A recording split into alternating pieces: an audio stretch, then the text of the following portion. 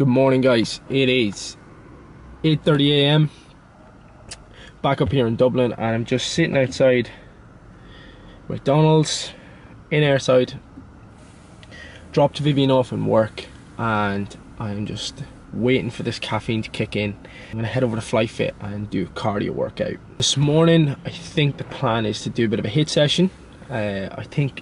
Actually, do you know what I want to do? I really want to try some of the new kit that FlyFit have got. They've got new ski ergs on the second floor. They've got new assault bikes. They've got the assault air runner, which is really cool. So I'm kind of looking to go in there and absolutely hockey the shite out of myself. What is your favorite piece of cardio kit? Is it the treadmill? Is it the assault bike? Is it cross trainer? Comment below and let me know what your favorite piece of cardio kit is. Also, comment below and let me know what your favorite form of cardio is. HIIT or LISS, low intensity steady state. Let me know. Okay, I seen a post from a vlogger or a fellow YouTuber called Cardio Rowena, and I'll put her link to her YouTube channel below. And she uploaded a video recently, and it was 5 things that I wish I knew before getting into fitness, and I thought it was an incredible idea. I thought it was very, very cool. So today I'm actually going to do that myself, and I'm going to give you guys 5 things that I wish I knew before getting into fitness. But first, I got to get this workout in. Look where I bumped into you. Sweaty mess. A sweaty mess. He was out in the Raz the weekend, so I can't hack it. there's gin coming from this man's pores now. Drunk off the smell. So I was going to do HIIT, Collie was going to do LISS. Now he's decided to join in with me. Don't want it, but this will be fun. So as I was saying, FlyFit got some new kit. There's new ski ergs, new assault bikes, the air runners there, and the rowers are right beside. This is like a CrossFitter's wet dream, this place.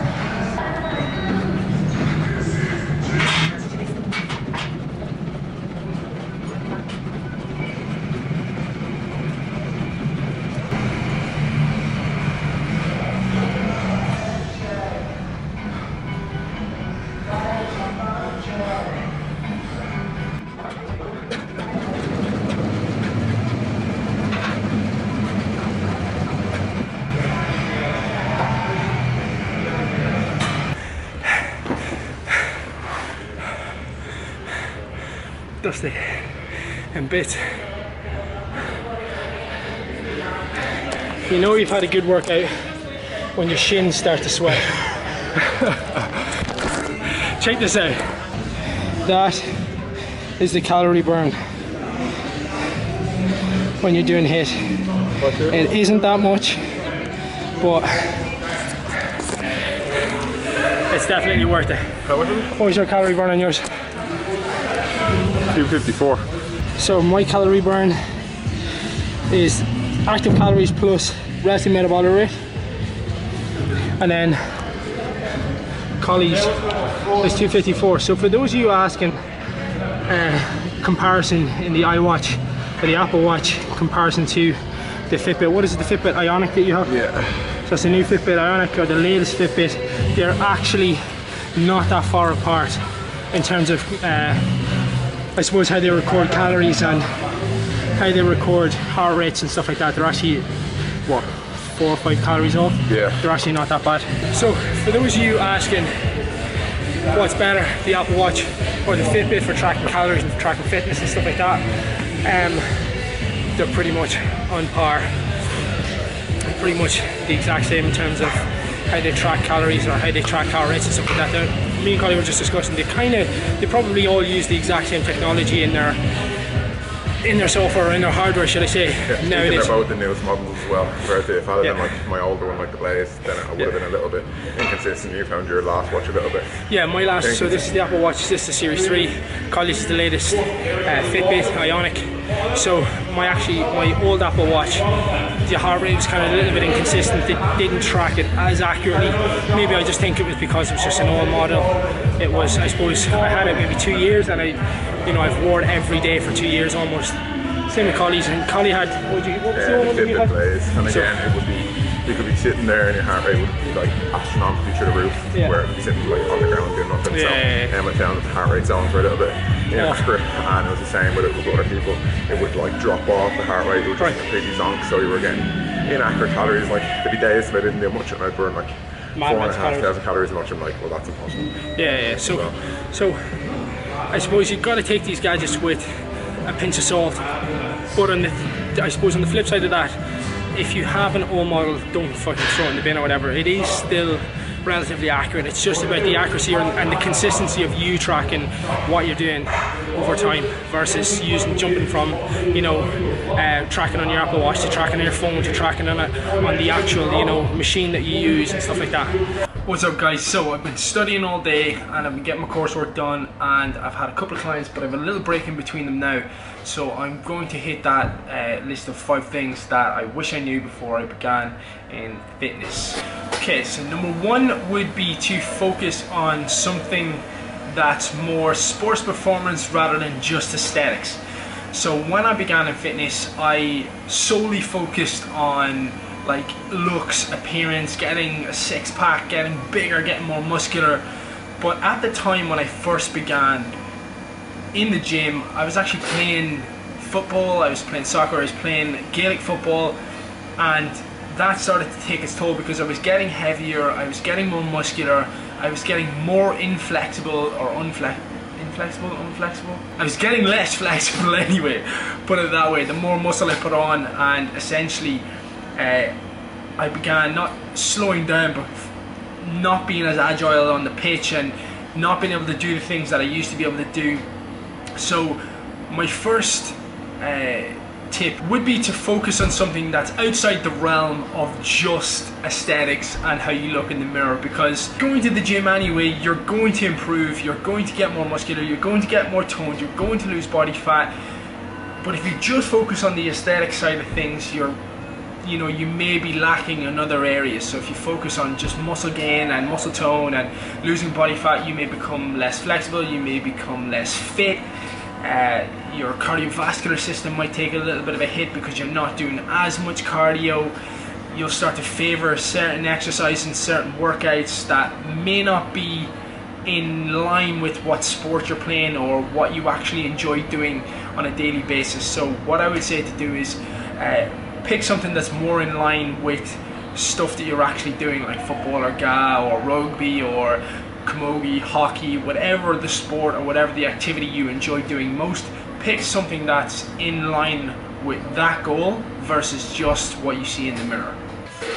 Number 2 would be to hire a coach, and this is something that I didn't do at the very start, and it was something that I actually probably regret, was not hiring a coach or not hiring somebody to give me that little bit of a help at the very start. What I done at the very start was went in with a friend, and it's what we all normally do, and we kind of focus on what they're doing, and it's kind of like the blind leading the blind, because they're only new to the gym and they kind of don't know what they're doing, so they're telling you what to do, and it becomes that sort of blind leading the blind kind of situation whereby you end up kind of just doing what they told you to do over and over and over. So something that I probably would have done would be to hire a coach earlier on to give me the right direction, to teach me the correct stuff straight off the bat, and to give me the sort of probably correct nutritional information straight away, because I had no clue about diet or no clue about how to actually train. I was just going in and just training with a friend and just kind of doing what they were doing.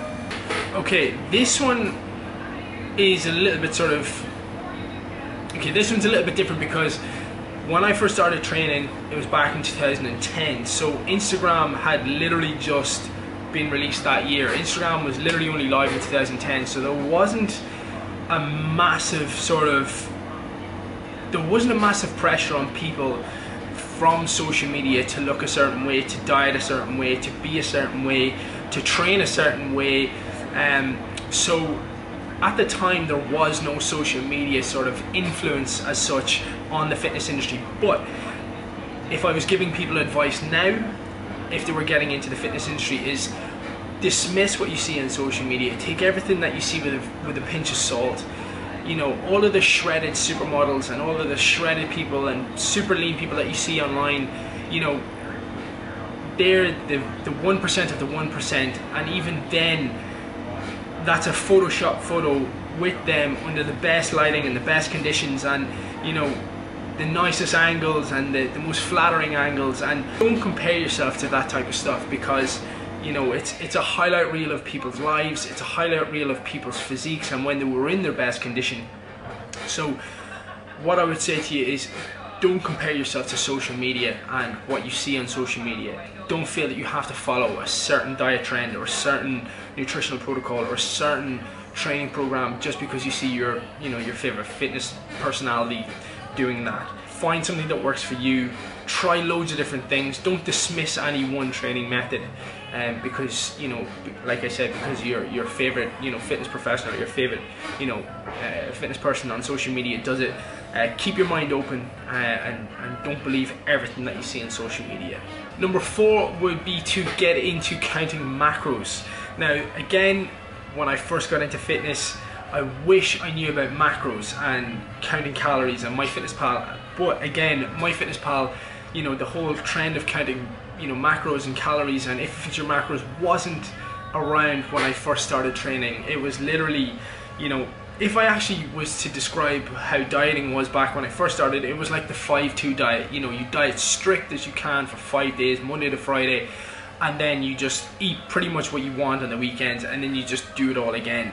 So it was no carbs, it was just veg and meat, pretty much 4 to 5 meals every day with, like, you know, an omelette for breakfast and something like that, and then pretty much was just an annihilation of it. It was pretty much just an annihilation of a diet over the weekend and absolutely undoing all of the good work that you've done Monday to Friday, and then that was just a kind of cyclical thing. Again, I wish I knew about macros, calories, and you know, how to calculate your macros. I wish there was, like, you know, iffityourmacros.com back then, because you could calculate your macros for muscle gain, maintenance, or fat loss.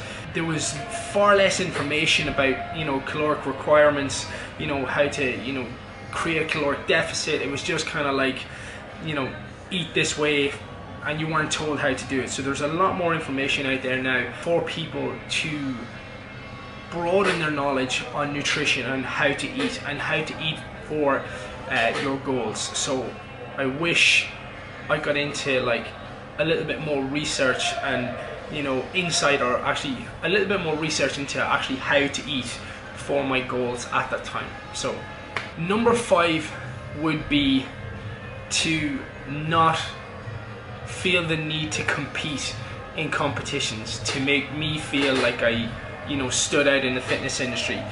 When I first got into the industry, again 2010 age, you know, bodybuilding physique competitions was only starting to become popular back then, and even now they're crazy popular here in Ireland. So, you know, one thing that I wish I knew back then was that I didn't need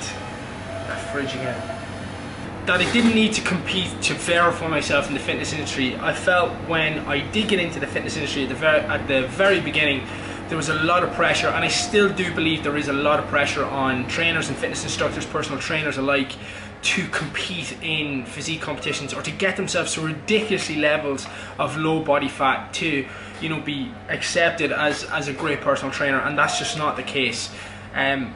I ended up developing all sorts of eating disorders and, you know, crazy, I suppose, thoughts about myself in terms of like body dysmorphia and how I seen my physique and how I portrayed myself, you know, going forward after all of those competitions, and it wasn't a great place to be in. So that was that's probably one of my biggest gripes, and one of the biggest things that I feel that I wish I knew that I didn't need to do before I actually got into the fitness industry, was to compete in competitions. You don't need to do them to become a great personal trainer. You know, it's not a requirement to verify yourself in the fitness industry.